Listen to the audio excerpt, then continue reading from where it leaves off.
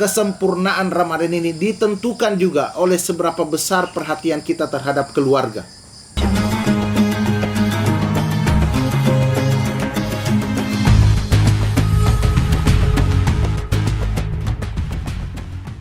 Yang ketiga adalah memaksimalkan doa. Allah Subhanahu wa taala di dalam rangkaian ayat Ramadan berfirman, "Wa idza sa'alaka 'ibadi anni fa inni qarib." Ketika hambaku bertanya kepadaku tentang diriku, maka katakanlah bahwa aku dekat padanya. Ujibu da'watad da'i idza da'an. Aku menjawab, mengijabah doa orang-orang yang berdoa kepadaku. Apa makna dari ayat ini?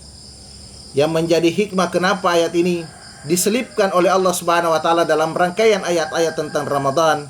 Salah satu di antaranya yang dijelaskan oleh para mufassir bahwa tidaklah Ramadan itu sempurna kecuali ketika kita mengisinya dengan doa dan munajat kepada Allah Subhanahu wa taala. Kita mengisinya dengan doa dan munajat kepada Allah Subhanahu wa taala untuk semua hajat kita, untuk semua kebutuhan kita.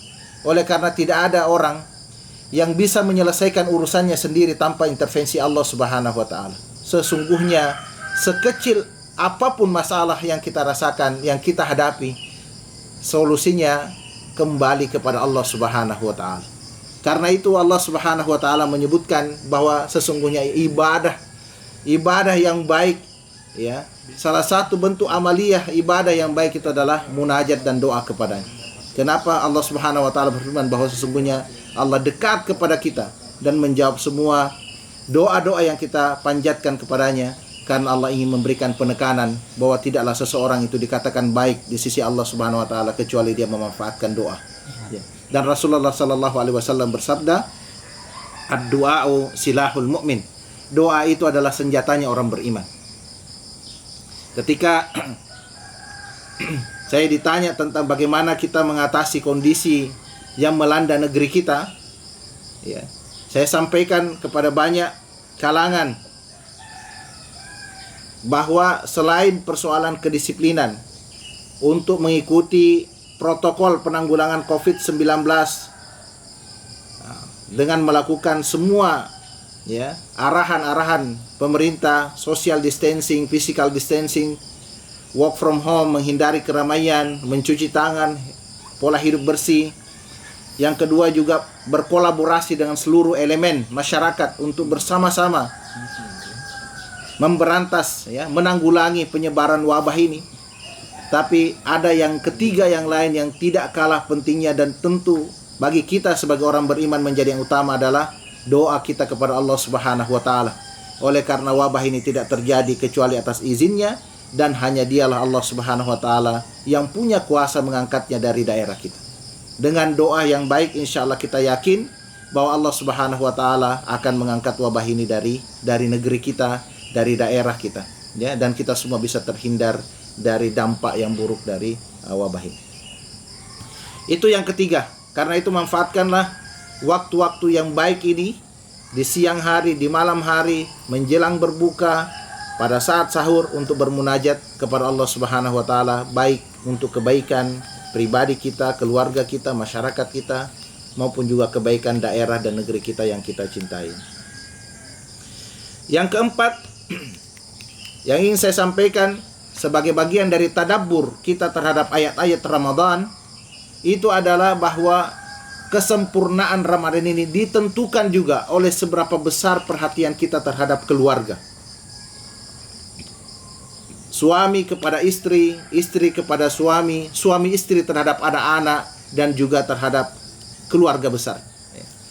Ini kita fahami dari firman Allah Subhanahu wa taala pada ayat 187. Di pendahuluannya Allah Subhanahu wa taala berfirman, "Uhilla lakum lailatas shiyamir rafathu ila nisaikum, hunna libasul lakum wa antum libasul lahun." Bahwa Allah Subhanahu wa taala telah menghalalkan hubungan antara kamu dengan istrimu di malam-malam Ramadan. Salah satu tadabbur yang saya pernah dengarkan tentang ayat ini adalah isyarat bahwa sesungguhnya perhatian dengan keluarga itu menjadi sesuatu yang sangat penting untuk kita perhatikan di Ramadan ini. Tidak sempurna Ramadan kita kalau kita tidak memberikan perhatian kepada keluarga, saking pentingnya kedudukan keluarga di dalam ajaran agama kita. Kalau kita berbicara tentang keluarga, maka ada hal yang patut kita yakini, kita maknai, kita hidupkan, kita ajarkan, baik suami terhadap istri maupun istri terhadap suaminya. Apa itu? Bahwa tidaklah keluarga ini Allah hadirkan kecuali ini menjadi jalan kita menuju surga Allah Subhanahu wa taala. Tidaklah keluarga ini kita jalani atas ketetapan Allah Subhanahu wa taala kecuali ini adalah jalan untuk kita masuk ke dalam surganya.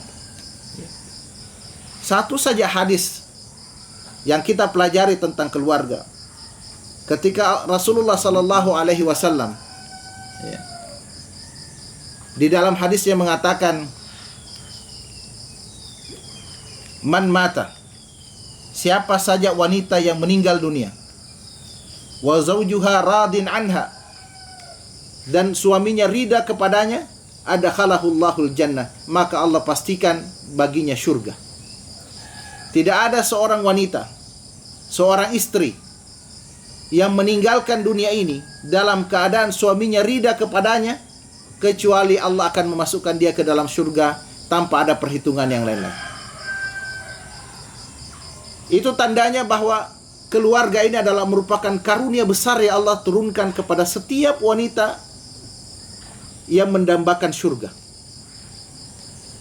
Dan karena itu patut kembali kita menghadirkan penghayatan yang sesungguhnya terhadap keluarga sebagai sarana menuju surga Allah Subhanahu wa taala. Begitu juga dengan suami. Ada satu hadis yang ingin saya sampaikan kepada antum semua, para suami-suami yang soleh. Rasulullah sallallahu alaihi wasallam bersabda, dinarun anfaqtahu fi sabilillah, wa dinarun anfaqtahu fi raqabah, wa dinarun tasaddaqta bihi ala miskin, wa dinarun anfaqtahu ala ahlik, a'zamu ajran alladhi anfaqtahu ala ahlik.